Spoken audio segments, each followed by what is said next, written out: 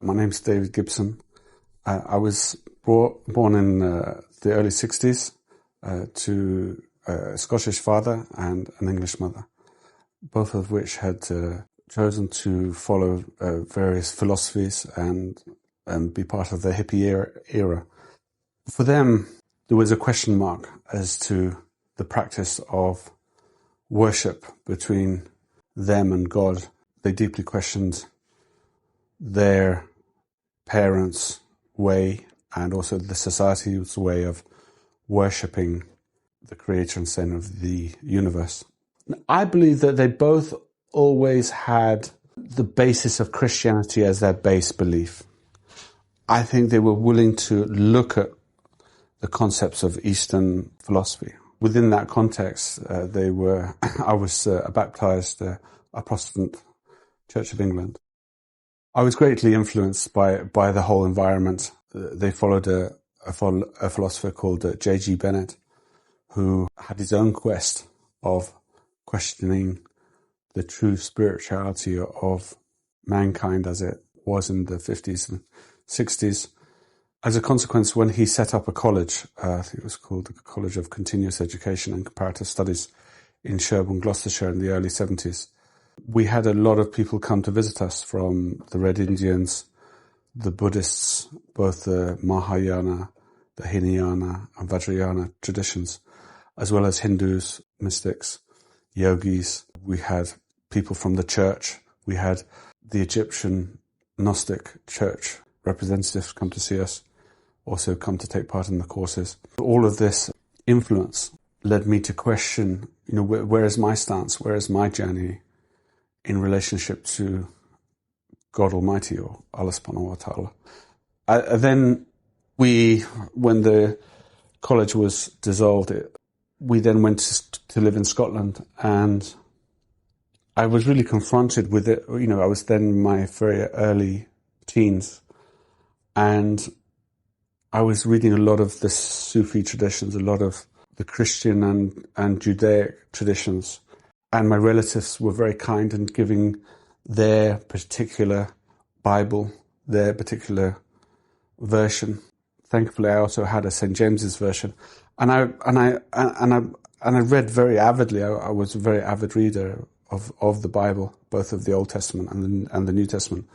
And it really came to me that when I saw how the authorities of the particular other versions of the Bible saw fit to retract verses completely or reinterpret the verses to older, it became apparent to me that and with all the history of the Crusades and all the history of the power of the churches throughout in the UK and in Europe, that Christianity really had been spent, revelation used and abused for people's own ends.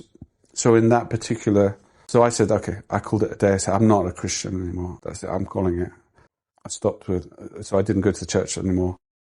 I then went on a journey for the next 16 years, 17 years, looking and practicing other disciplines, other religions, seeing where it tied within myself. I always believe that the body is honest, and almost all religions will confirm this unless it's trained to be deceptive.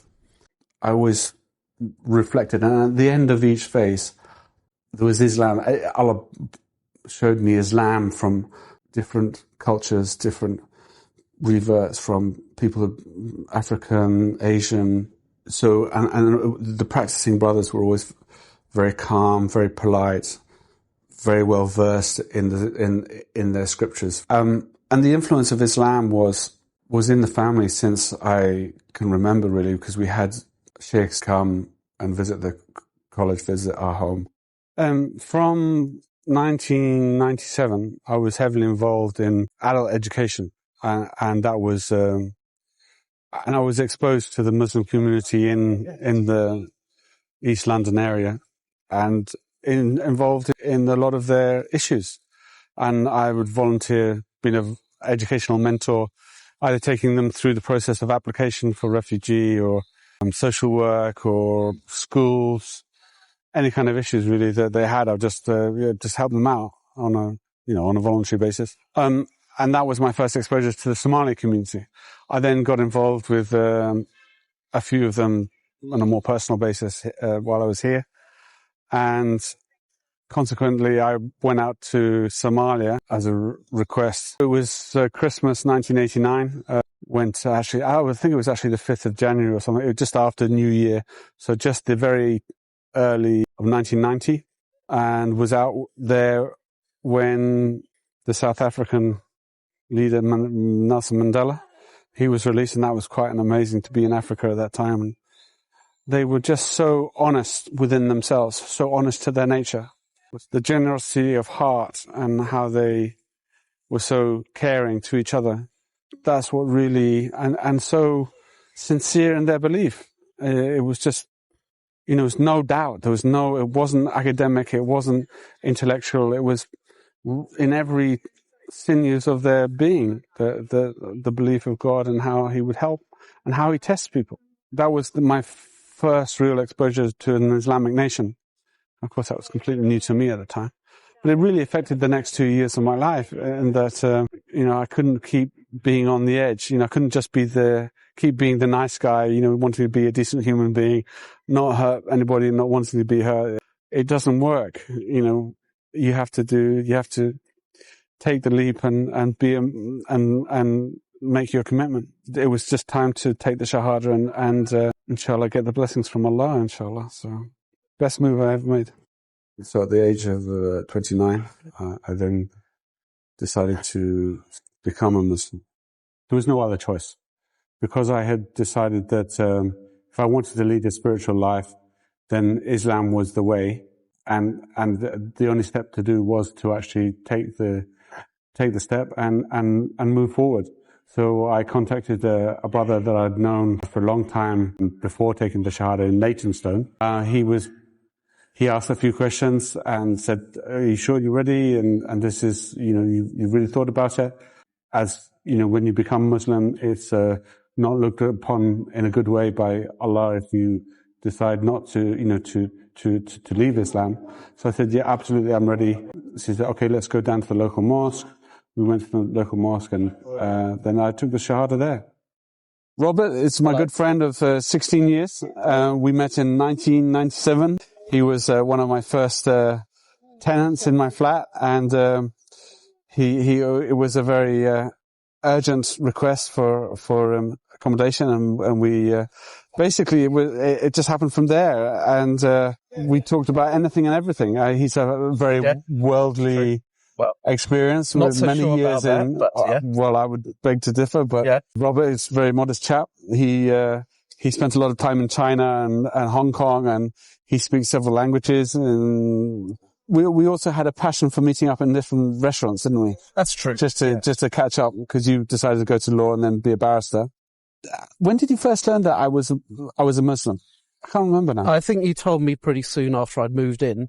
I think you explained that you weren't too keen on alcohol in the flat and pork being kept in the fridge.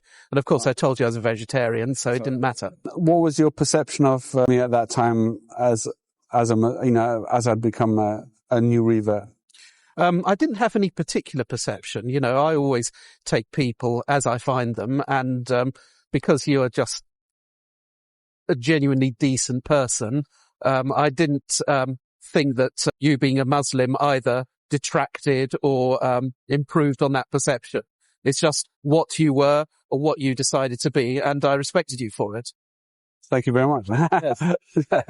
I suppose, insofar as anything positive, I had the assurance that you wouldn't, come home drunk in the early hours and behave in an obnoxious way. Which is one positive aspect of Muslims that people very rarely give credit for. Right. Good. Yes. David, he's been a friend of mine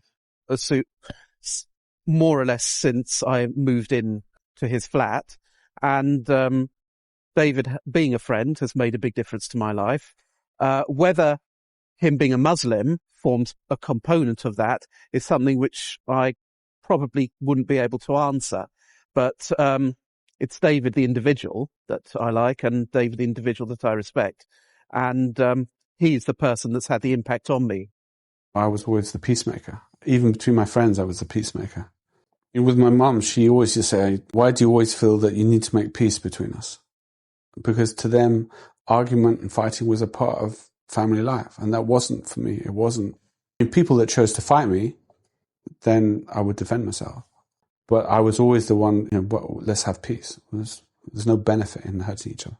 So the conversations you have with people, they don't see where you're coming from. They don't understand your position, your viewpoints. You just don't fit in. I used to do dhikr by myself when I needed consoling, when I needed to just ground myself and my way of being close to God. And when you're in Jahiliyyah, when you're in the realm of ignorance, when you don't fit into your family. Following my conversion of Islam, I had the task of learning all the requirements, which at that time seemed a little bit daunting. But it's like anything, the more you practice, the better you get, the shorter time it takes. Practicing the salat 5 times a day, because I took the shahada in the spring.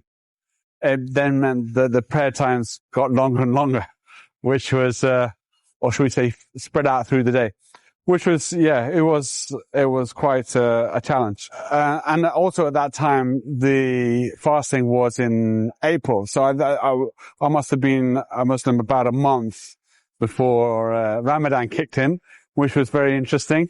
And I still remember the sheer thirst gripping my throat and my stomach complaining bitterly with the requirement of saying it wanted food. My body wanted food. But it was also very interesting and that in not giving in to those pangs of hunger or thirst, it actually helped me develop a strength that showed that you don't need to fulfill, whenever you get hungry, you don't need to actually eat. So I actually learned to really quite enjoy it because you really learned to look forward to the iftar, to the break. And in those early days, we celebrated with great gusto and we had lots of different drinks and, lots of bits and pieces to break fast with. And then we prayed and then we had the main supper and then we'd go to the mosque afterwards. And it's always the loveliest time of the year. You're always coming a month or 2 months towards it. You're really looking forward to it. And by the end of it, you're ready to get back into the daily swing of things. What Islam means to me is the relationship between me and Allah subhanahu wa ta'ala and the community as a whole. First of all, it's the relationship with Allah subhanahu wa ta'ala and me, and then my responsibility is as a Muslim man to my family, to my neighbors, and to my community as a whole. From the moment I took the shahada, my life is unraveled. I think because in a sense that the habits or the lifestyles that I had just melted away, and it's enabled me to have peace in my life, to have harmony in my mind, in my emotions, and in my spirit, in my life. And it's enabled me to communicate with everybody in a calm,